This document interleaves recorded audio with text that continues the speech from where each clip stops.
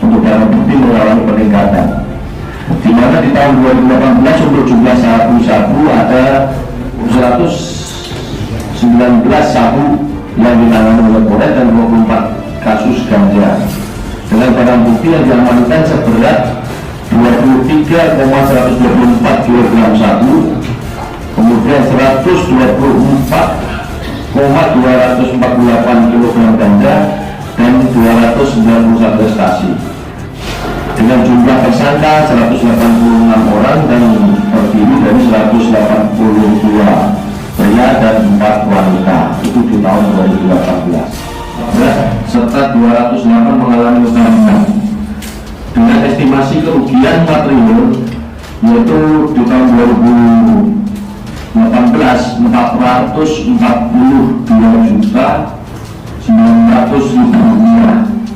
Kemudian di tahun 2019 tadi saya sampaikan hampir bisa dikatakan kenaikannya 100% lebih untuk kejadian laka lantas, dengan rincian 100 orang meninggal dunia di tahun 2019, kemudian 77 orang mengalami luka berat dan 413 mengalami luka ringan, dengan kerugian material berkisar 767.300.000 rupiah yang menyangkut dengan penggunaan senjata api, baik yang melakukan kelompok kriminal bersenjata maupun adanya penyerahan secara sukarela dari masyarakat kepada pihak kepolisian, yang mana di depan kita ini ada 4 pucuk senjata AK ini berkaitan dengan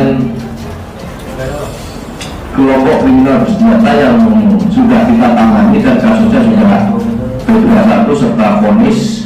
Kemudian ada 2 pucuk senjata laras pendek, itu penyerahan dari masyarakat ya, sesuai dengan data yang kita punya. Sebenarnya ada 4 kasus yang kita terima penyerahan dari masyarakat, 3 senjata laras pendek, 1 laras panjang, yang mana 2 senjata tersebut sudah kita serahkan ke Polda Aceh karena bulan kemarin ada beberapa senjata yang berkaitan dengan yang telah diamankan oleh Polres harus untuk rilis di tingkat Polda juga.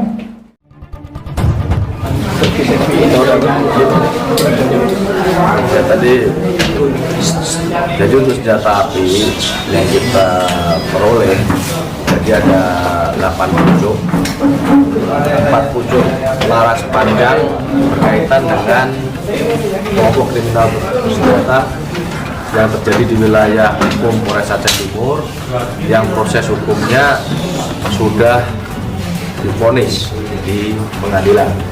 Kemudian yang 4 lagi merupakan senjata hasil penyerahan dari masyarakat kepada Polres Aceh Timur, yang terdiri 3 pucuk laras pendek dan 1 pucuk laras panjang.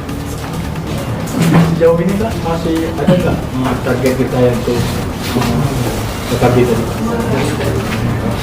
Jadi seperti yang saya sampaikan tadi, untuk kelompok kriminal bersenjata ini tentunya tetap kita melakukan monitoring terhadap situasi kondisi yang ada di wilayah kita melalui jajaran intelijen yang kita sebar di wilayah-wilayah, karena banyak sekali di wilayah kita memang perlu dilakukan kegiatan-kegiatan monitoring antisipasi, karena ada beberapa wilayah ataupun daerah yang berbatasan dengan wilayah Aceh Timur juga memiliki kerawanan-kerawanan yang sama dengan kami, sehingga tidak menutup kemungkinan wilayah-wilayah yang bukan kelompok kriminal bersenjata dari wilayah Aceh Timur tapi memiliki simpatisan yang ada di wilayah Aceh Timur.